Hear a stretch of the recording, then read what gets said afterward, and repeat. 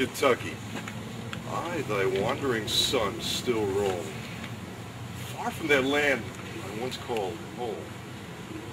My steed moves on, submissive to my will. Although a slave to me, he loves me still. Except this noble beast, I'm all alone, weary and cold, where I might freeze unknown. That's a poem that I wrote in 1832, shortly after coming to the Peoria area. Clearly, I was feeling the bitter chill of loneliness in a new town. I am Charles Balance. My story begins in Kentucky, where I was born on November 10th, 1800, in the town of Silver Springs, just 9 years and a little bit less than 90 miles away from the birthplace of Abraham Lincoln, who was born in Hodgenville, Kentucky. While I was a young boy, my mother died, and my father soon remarried. And in this way, Mr. Lincoln and I were very much alike, except for when I was about 6 years old. My mother and father became Shakers. Well, as I grew older, I did not fit into the strict religious sect. Celibacy? No personal belongings? I was expelled from the Pleasant Hill, Kentucky, our Shaker community in 1829. I sold a horse belonging to the commune to pay back some debt that I had made in the outside world. The lack of education, among many other aspects of that place, left much to be desired. So, in 1831, after studying law with Judge Terry T. Hagen, I came to the Peoria area. Then in 1835, I married the beautiful Julia Schnebley, and we had not one, not two, but 10 children together. No, celibacy was not my calling. Then in 1855, I was elected mayor of Peoria. And I know that you're here not to hear as much about me, but you're to hear more about my friend and rival, Abraham Lincoln. Well, as lawyers, we fought many cases together. Some I won and some I lost. Now, allow me to explain or give 2 examples of law cases that I interacted with Mr. Lincoln on. Now, I was known in the Peoria area for my involvement with the French lands claims, and that's my first example. Now, you might remember that during the Revolutionary War, France took a huge risk in running the British blockades in order to bring us ammunition and supplies so that we could get our independence. Well, the French settlers who founded Peoria, they were our allies throughout the war. So it is difficult to explain why, near the end of the War of 1812, Captain Thomas P. Craig of the Illinois Militia razed the village of Peoria, burning it to the ground and displacing all of the French inhabitants who owned more than just a few lots. It seems the French were charged with getting ammunition and supplies from the British up to Canada and then getting it to the Indians in this area. They were also charged with murdering some of our people in the southern part of the state. Now, none of these accusations were proven. However, these were the assumptions that Captain Craig operated under. Well, years later, in 1820, 1823, Congress ordered restitution to the former French inhabitants. Thus came the French lands claims. Now, I was involved with these cases right from the start because I had purchased a large tract of land in Peoria that was all entangled in these claims. Even as mayor of Peoria, I had to fight these claims in order to hold on to the lots for the city. Oh, and this was a give and take entangled mess. Now let me give you some examples. In Papin versus Hall, Lincoln defended the American squatter. Now that was to my best interest. He defended it. In that case, he fought Norman Purple, who you're going to meet a little bit later. Now, in Forsyth versus Reynolds, he defended the descendant of a French claimant.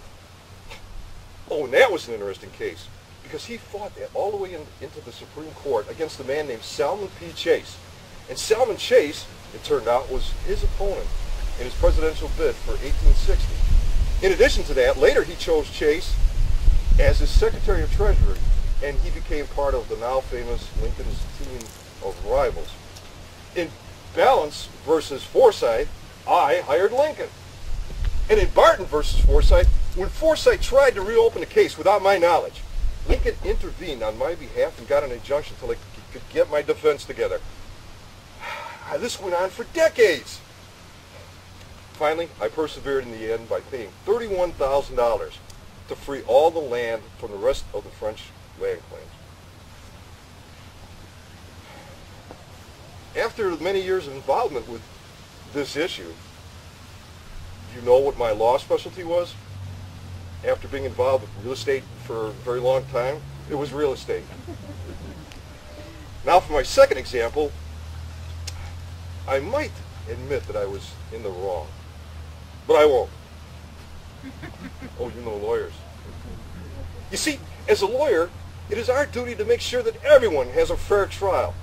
We have to do our best to ensure that we protect the rights of the individual until proven guilty.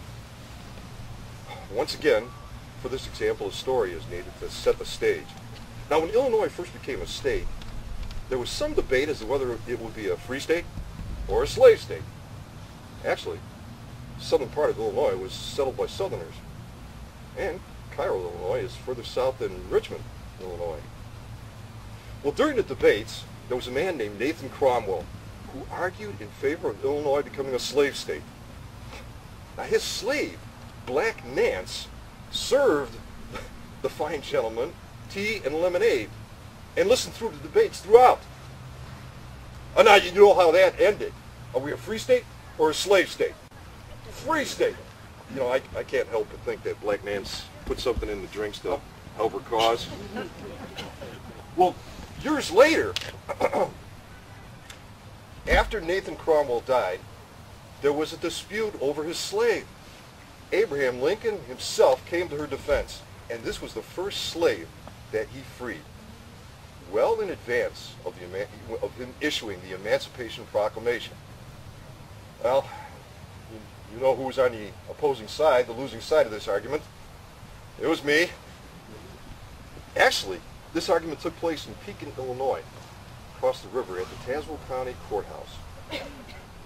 I know that everybody here, or most of you anyway, are probably familiar with Lincoln's most famous speech that he gave in the Peoria area back in October of 1854. I was there. Quite attentive I was. Any of you there? I thought not. Not a one of you looks a day over 100. Well, anyway, actually I had a hand in getting Lincoln to come to Peoria by signing a letter written by Elihu Powell asking him to respond to Stephen Douglas. And actually you're going to be meeting Elihu later on the tour. During the Civil War, the preservation of the Union was of an immense importance to me. Even though I was over 60 years old, I still put together the 77th Regiment of the Illinois Militia. Many of these brave men are buried there at Soldier Hill.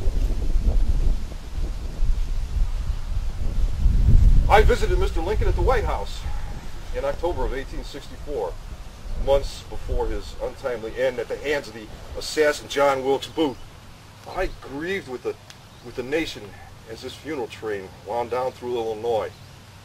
We were Whigs together. We were founding members of the Illinois Republican Party.